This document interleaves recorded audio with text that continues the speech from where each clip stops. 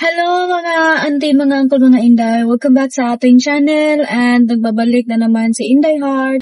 At for today's video mga inday is part 2 po ito nung sinabi ko about sa fiancé visa namin kasi nababasa ko sa mga comment. Ang daming nagko-comment sa inyo mga inday. So ngayon ipapaliwanag ko sa inyo ng husto kasi baka hindi ko na napaliwanag ng maigi noon sa first video ko mga inday.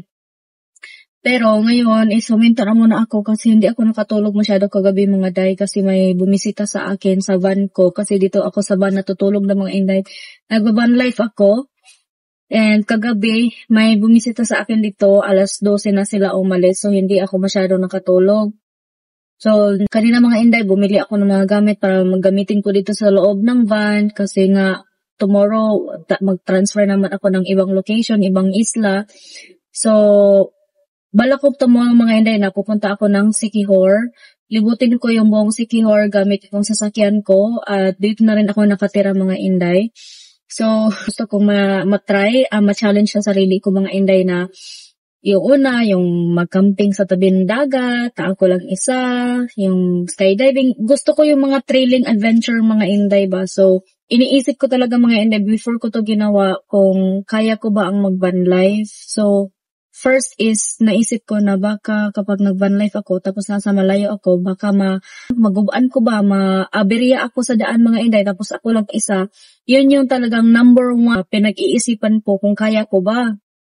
Sabi ko na naman sa sarili ko, hindi ko siya masasabi na kaya ko kung hindi ko susubukan. So, go na ako mga inday, go na ako. Tapos, habang ako nag-van life dito mga inday, napaisip ko ba, noong una, saan ako magsa-CR, saan ako maliligo, saan ako magbibihis, saan ako kung natatay ako, pasensya na sa mga kumakain. So, I like it mga inday kasi hindi siya yung luxurious life pero na-challenge ko yung sarili ko ba na pagdating ng panahon na lisod ang kinabuhi, kabalurat nga mo, anong gagawin. Mga inday, I like it. 2 weeks pa lang po ako nagba-van life. So, ipapakita ko sa iyo yung sitwasyon ko dito sa loob ng van, mga inday. So, syempre, dito yung manobela. Dito yung cellphone holder ko. At tapos dito yung gitara ko. Kasi sa likod, nilalagay ko siya dito mga inday kapag natutulog ako sa likod. Tapos yung power bank ko, 360 ko, tapos yung mga gamot ko. Alam niyo ba mga inday na kapag decide talaga ako na mag-van life, subukan ko talaga mag-van life kasi parang na-stuck ako sa amin ba? At yung na-stuck ako sa amin, nagkasakit ako. So, ngayon mga inday nga, umalis ako sa amin kaya okay na yung pakiramdam ko. Ito din yung laptop ko. Tapos dito sa likod, yung may electric fan, tsaka yung higaan ko, finold ko muna mga inday kasi hindi pa ako natutulog. Tsaka yung unang box na yan is yung gamit sa kusina, plato, baso.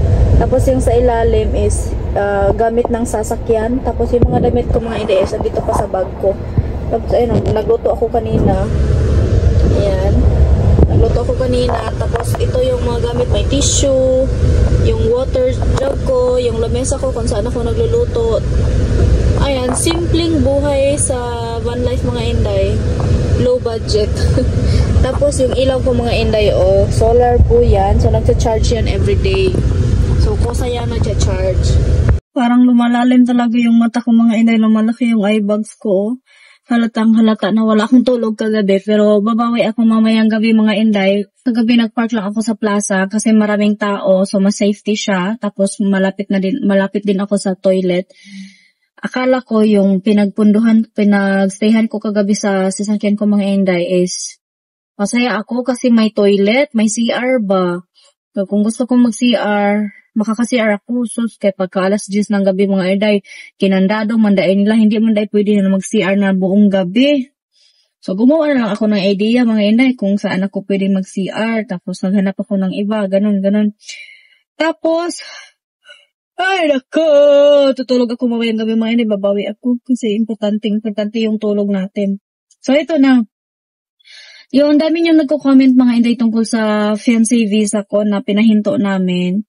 So, hindi lang po ako yung nagdesisyon na ihinto yung visa namin decision po una ni Eric na ihinto. Tapos parang mutual understanding kami mga Inday na hindi pa ako ready at hindi pa rin siya ready. So we talk and communication talaga mga Inday ba. So walang problema sa amin. So walang problema. So sinishare ko lang sa inyo mga Inday kasi pareho kami hindi handa.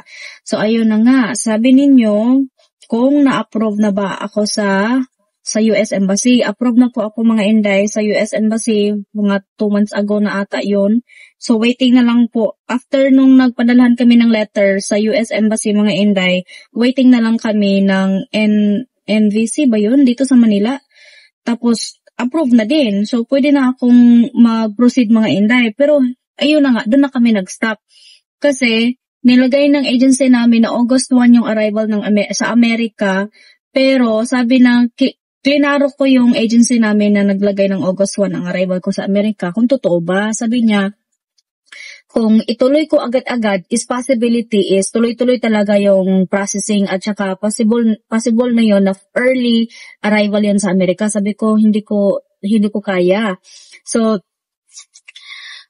ang processing kasi mga Inday is if kung mabayad ko yung MRV, kasi sabi ng agency namin na kailangan mong bayaran ang MRV doon sa RCBC Bank para makontinue na. Sabi ko na, sir, kapag hindi ko ba nabayaran yung MRV, anong mangyayari? Sabi niya, madidelay yung processing namin. Sabi ko na, kapag mabayaran ko siya, sir, sabi niya, kapag nabayaran mo na, ma'am, tapos 2 days lang po, isend nyo agad sa akin yung resibo na nabayaran niyo na para ma-proceed natin.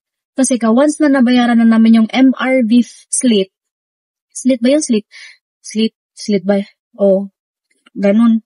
Kasi kapag nabayaran na namin yung MRV slit, tuloy-tuloy na. So, ginagaranti talaga ng agency mga Inday na kapag pumasok na kami, na ituloy na namin yung pagbayad na yun is talagang tuloy-tuloy na yung processing. Kaya, sabi ko sa kanya na mag-usap muna kami ni Eric. So, nag-usap kami ni Eric mga Inday at first decision ni Eric na huwag na munang ituloy. Kasi pwede naman pala na i-continue yung processing ng visa namin kapag ready na talaga kami. So sa susunod mga Inday, kapag nabayaran na, is ready na for interview at saka medical. Ang sabi talaga ng agency sa amin, sunod-sunod na talaga yan. So, sabi namin na, next year pa kasi kami ang plano na pumunta ng Amerika mga Inday kasi ang plano ni Eric, babalik siya dito by November or December, tapos mag-stay siya ng ilang buwan dito, tapos next year sabay na kami pumunta ng Amerika. Kasi ayaw niya na pumunta ako ng Amerika na ako lang sasakay ng eroplano kasi baka daw magka-problema or sa immigration ganun. Gusto niya na andyan siya sa tabi ko mga Inday para sabay din kami na lumipad ng Amerika. Kasi yun yung promise niya simula nung una na sabayan niya ako lumipad ng eroplano papuntang Amerika. So, ayun mga Inday, maraming nagsasabi sa inyo na imposible daw, na nahinto. Hindi na po imposible kasi ito nga yung sinabi ko mga Inday na yung MRV slit, kapag nabayaran ko na, diretso-diretso na yung processing.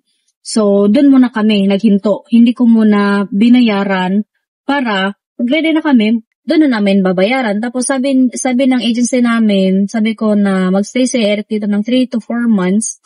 Anong months na pwede namin i-process ulit. Like, babayad kami ng MRV slip. Sabi niya, by January, mag-process na kami para sabay or para mas maigi talaga. Kasi may validity daw yung medical mga Inday So, kapag na-expire na yung validity ng medical, sayang yung effort at saka binayaran namin. So, yun, simple lang naman. Hindi naman yan problema. Sinashare ko lang sa inyo na huminto. Kasi nung una, yung last year mga Inday, feeling ko, sobrang excited ako na maka-experience na anong hitsura ng Amerika, ganun mga Inday. Pero nung nakapunta ako sa Korea ba, parang feeling ko yung Korea is may similarity sa Amerika. Yung mga kahoy, yung weather, ganun. Tapos iniisip ko rin na mag-iiba. So, hindi ako na-worry mga Inday, pero kanang giredy ran ako kung kaugalingon ba na ganyan yung mangyari sa akin sa pagdating ko ng Amerika. So, no rush. No rush. Sabi ng iba na ano pang pinagtatagal-tagal nyo na magpakasal na kayo kasi matanda na si Eric. Hindi kami nag-rush mga inday tapos ngayon nakikita ko sa mga balita na si Donald Trump sobrang stricto sa mga tao kahit na yung mga citizenship na sa Amerika pinapa-uwi kung hindi ko alam kung totoo bang balita na yun or AI lang yun or gawa lang ba yun mga inday. So habang dito pa ako sa Pilipinas, gusto ko munang magawa yung mga gusto kong gawin like kagaya nito, van life. So, nung una mga inday is hindi suporta sa Eric sa aking gagawin kasi nga nawo-worry siya sa safety ko. Pero, sabi ko sa kanya na wag ka mag-alala doon kasi hindi naman ako magstay sa mga lugar na walang maraming tao. So, usually mga inday, nagsistay ako ng plaza, sa gasoline station, para may ilaw ba. So, para hindi delikado kasi siyempre, babae ako, hindi natin alam, lalo na ngayon sa panahon ngayon, ang daming mga nang lalabasan na mga rape, ng mga ganun. Jesus name, palayo, wala, ayaw na tawag ka doon, panulay sa ako. Pero, I am always careful mga inday. Safety first yung inuuna ko, kasi ako lang mag-isa, wala akong kasama mga day. So, eto, masaya naman ako, kahit nasa simpleng buhay na nakatira ako dito sa van, simple lang.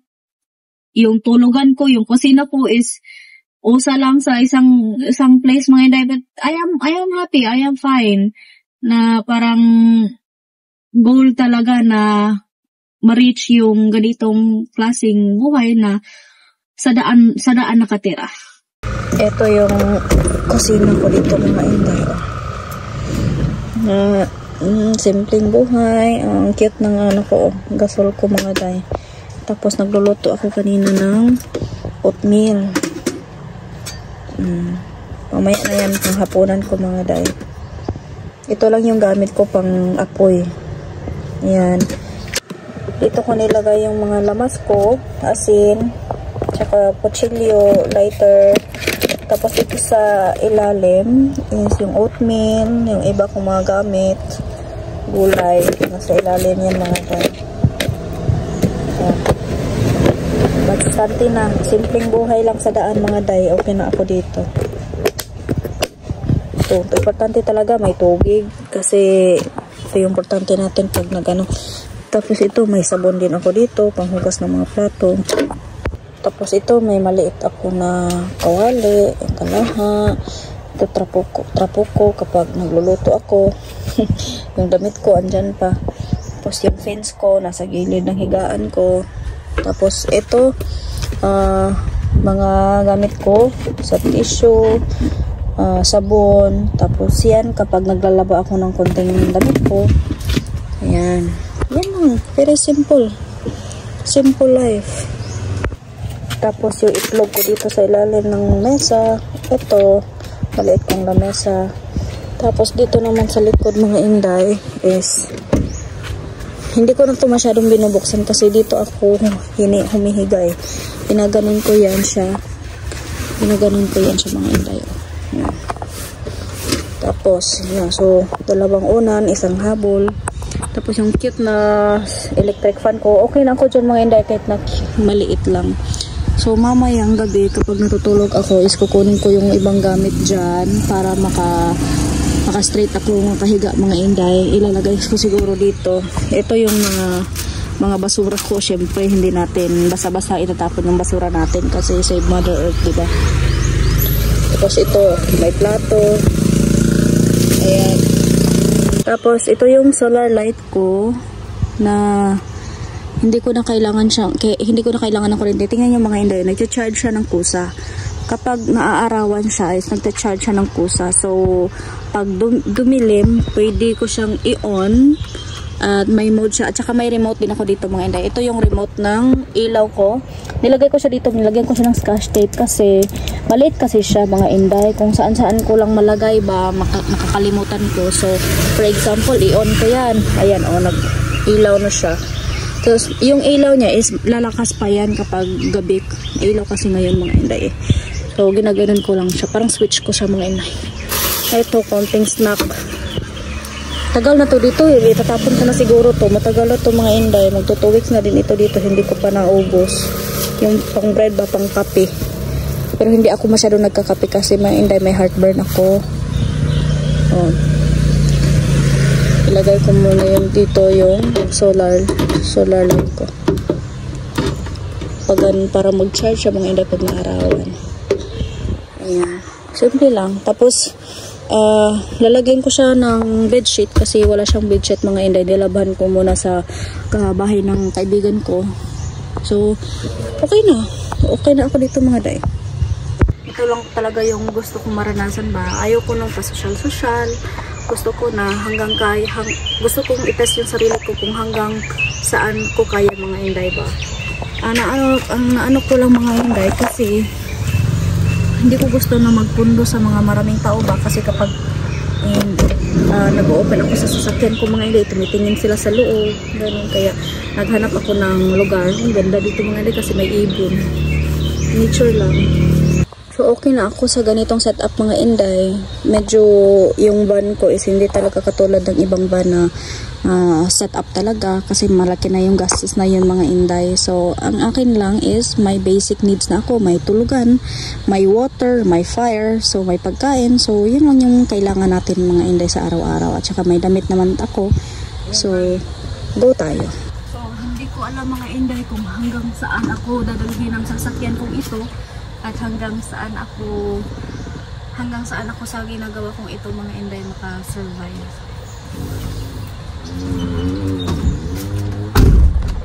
Ang dami kong na-receive na comment na sasabi na ang OE mo, ang arte mo, wala na po ako magagawa dyan mga inday. Kung yan po yung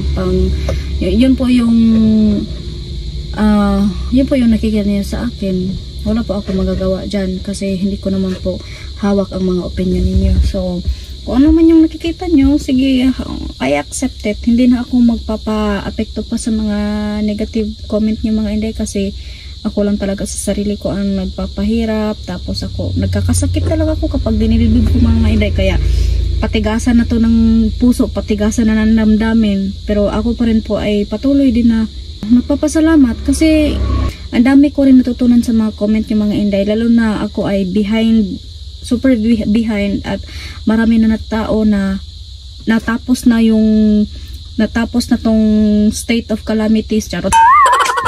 Natapos na yung ganitong buhay ko ba na na-experience mga inday. So, syempre, ahead kayo. Di man tayo nakapag-usap ng face to face. So through your comment section mga inday, binabasa ko.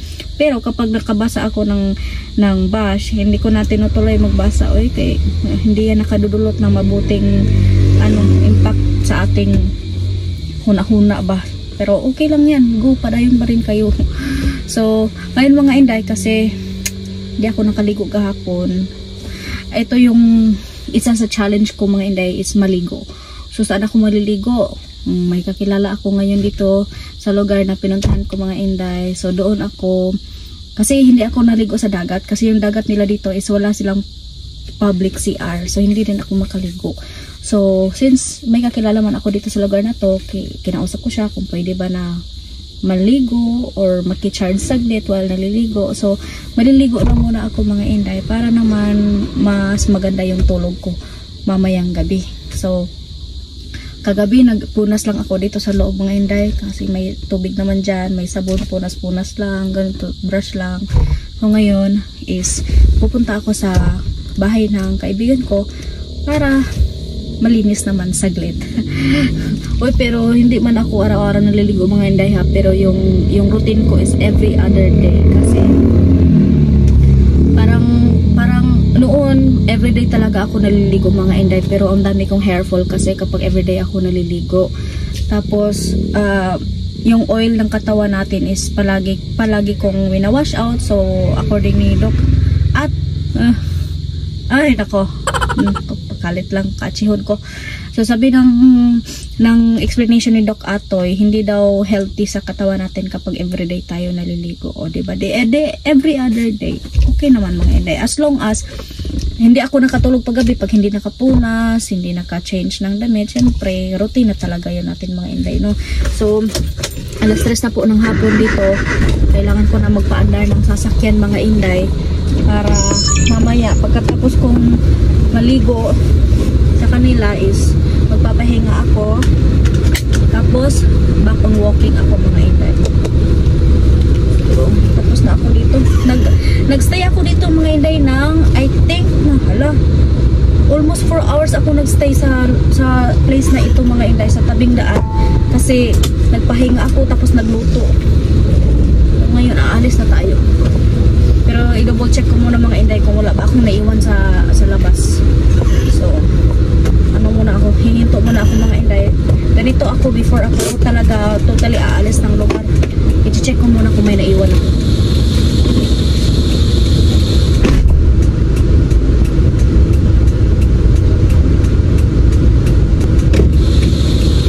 Wala naman. Wala akong naiwan mga Day. So, tara. Mahirap na kasi yung pinupuntahan ko mga Inday medyo malalayo-layo. Kapag may naiwan ako ay goodbye na lang.